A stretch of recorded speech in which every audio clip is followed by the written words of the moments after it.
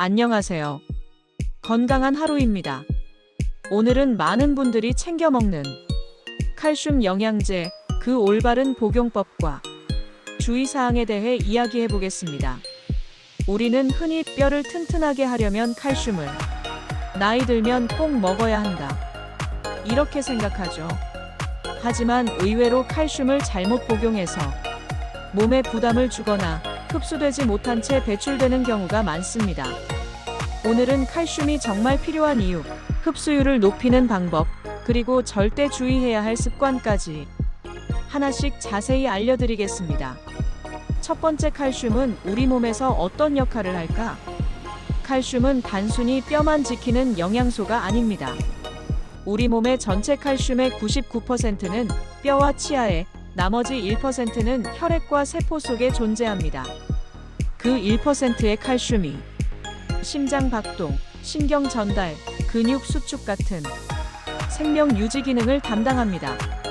즉, 칼슘은 단순한 뼈 영양제가 아니라 전신의 생리 기능을 조절하는 핵심 미네랄입니다. 그래서 부족하면 단순히 뼈가 약해지는 게 아니라 심장 박동이 불규칙해지고 손발이 저리거나 근육이 쥐어오는 증상이 생길 수 있습니다. 두 번째, 칼슘 부족의 원인. 칼슘이 부족해지는 가장 큰 이유는 식습관과 나이입니다. 우리가 성장기에는 우유, 멸치, 두부 등에서 자연스럽게 칼슘을 섭취하지만 나이가 들수록 식사량이 줄고 칼슘 흡수율도 떨어집니다. 또한 커피, 탄산음료, 인스턴트 식품은 칼슘 배출을 촉진시키는 대표적인 음식입니다. 특히 여성은 폐경 이후 호르몬 변화로 인해 골밀도가 급격히 떨어지기 때문에 칼슘 섭취가 더욱 중요합니다. 세 번째, 칼슘 영양제, 왜 필요할까?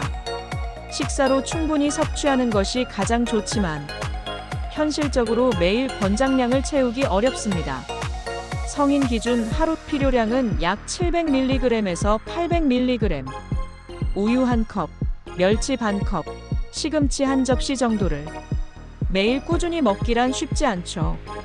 그래서 부족한 양을 채우기 위해 칼슘 영양제를 보충하게 됩니다. 하지만 문제는 많이 먹으면 좋다는 잘못된 생각입니다. 칼슘은 필요 이상으로 먹으면 오히려 몸속에 축적되어 신장결석이나 혈관 석회화를 일으킬 수 있습니다. 다섯 번째, 칼슘 영양제 복용 시 주의사항. 이제부터 핵심인 복용 시 주의사항 5가지를 알아볼게요. 한 번에 너무 많이 먹지 말 것. 칼슘은 한 번에 많이 먹어도 흡수율이 급격히 떨어집니다. 한 번에 500mg 이상은 흡수되지 않습니다. 따라서 하루 복용량이 1000mg이라면 아침 저녁으로 나누어 복용하세요. 공복보다는 식후에 복용. 칼슘은 위산이 있어야 흡수가 잘 됩니다. 따라서 공복보다는 식사 직후나 식사 중간에 섭취하는 것이 좋습니다. 단, 탄산음료나 커피와 함께 먹는 것은 금지입니다.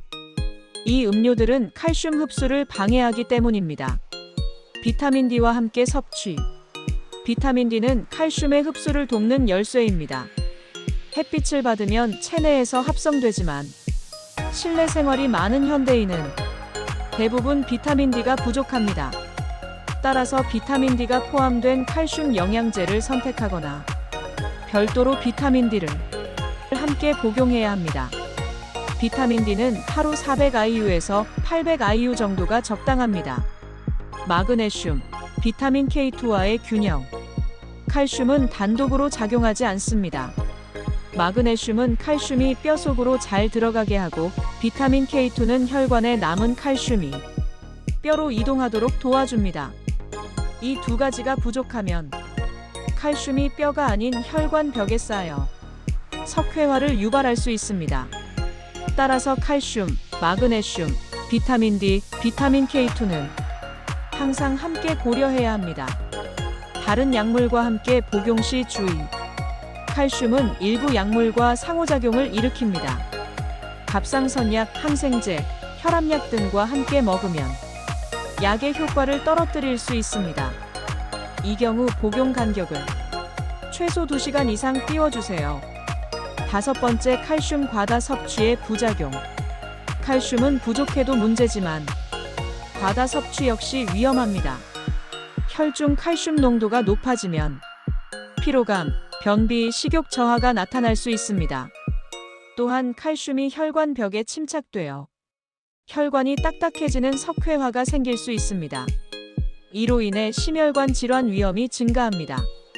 하루 총 섭취량은 1000mg에서 1200mg 이하로 유지하는 것이 안전합니다.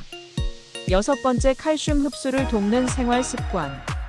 영양제보다 더 중요한 것은 생활 습관입니다.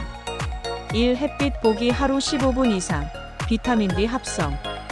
2. 운동하기 걷기나 가벼운 근력 운동은 골밀도 유지에 효과적. 3. 나트륨 줄이기 짠 음식은 칼슘 배출을 증가시킴. 4. 카페인, 알코올 줄이기 흡수율 저하. 5. 칼륨 단백질 함께 섭취하기 칼슘 이용률 향상. 즉, 영양제보다 생활이 중요하다는 점 꼭 기억하세요. 7번째, 칼슘 영양제. 누구에게 필요할까? 특히 칼슘 보충이 필요한 사람들은 다음과 같습니다. 폐경 이후 여성, 노인층 65세 이상, 우유 유제품 섭취가 적은 사람, 비타민 D 부족이 있는 사람, 장 질환이나 흡수 장애가 있는 사람. 이 경우에는 영양제 복용이 도움이 되지만 건강검진에서 혈중 칼슘 수치를 확인하고 필요한 양만 섭취하는 것이 좋습니다. 8번째, 음식으로 섭취할 때 더 좋은 이유. 가능하다면 칼슘은 음식으로 섭취하는 것이 가장 이상적입니다.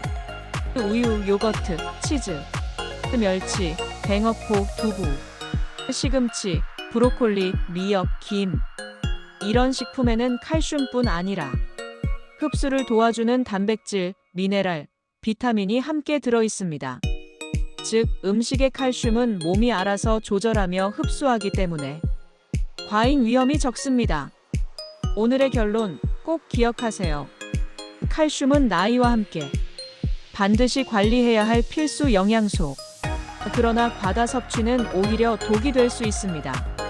마그네슘, 비타민 D, 비타민 K2와 함께 복용해야 흡수율이 높습니다. 하루 1000mg 이내, 식사 후 섭취, 충분한 수분. 칼슘은 단순한 영양제가 아닙니다. 우리 몸의 균형을 유지하는 핵심 요소입니다. 오늘부터는 양보다 균형과 타이밍을 기억하세요. 건강은 꾸준함에서 만들어집니다. 오늘 영상이 도움이 되셨다면 좋아요와 구독, 그리고 알림 설정도 부탁드려요. 건강한 하루 보내세요. 감사합니다.